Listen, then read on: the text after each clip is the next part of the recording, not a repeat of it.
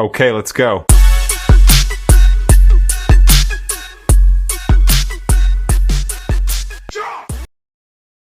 Chapter 3 delves into Professor Kimani's backstory.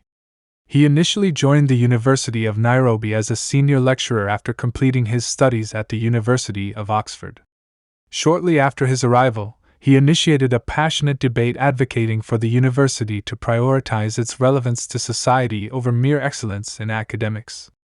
Eventually, his efforts led to the university adopting relevance to the society as its official motto. He continued to champion change, pushing the university to become an agent of change rather than a passive observer. During this time, he also married Asia Omandi, and his career progressed as he became a professor.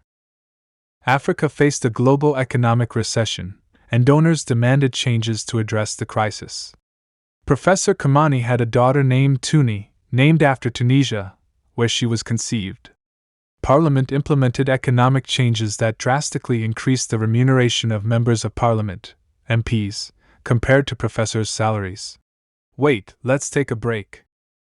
If you are new here, please help us grow by clicking on the subscribe button. You can also click on the bell icon to be notified on my next video on this. Okay? Done? I am waiting. Okay, thank you, now we can continue. The chapter portrays a family discussion between Professor Kimani, his wife Asia Omandi, and their daughter Tuni.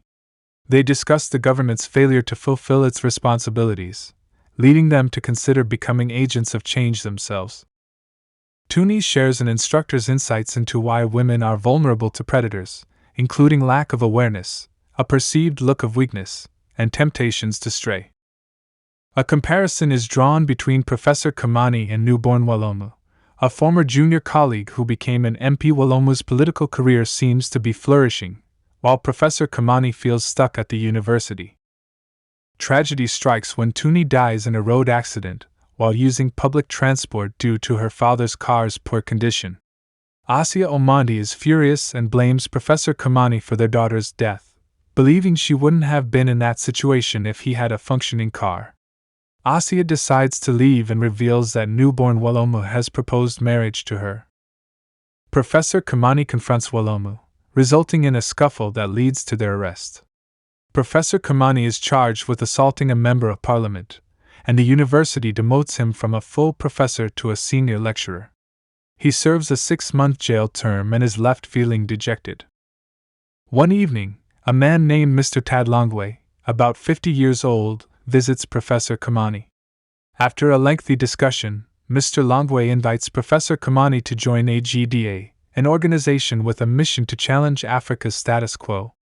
He introduces Professor Kimani to Path Alpha, a strategy aimed at mobilizing civic discontent into a will for change.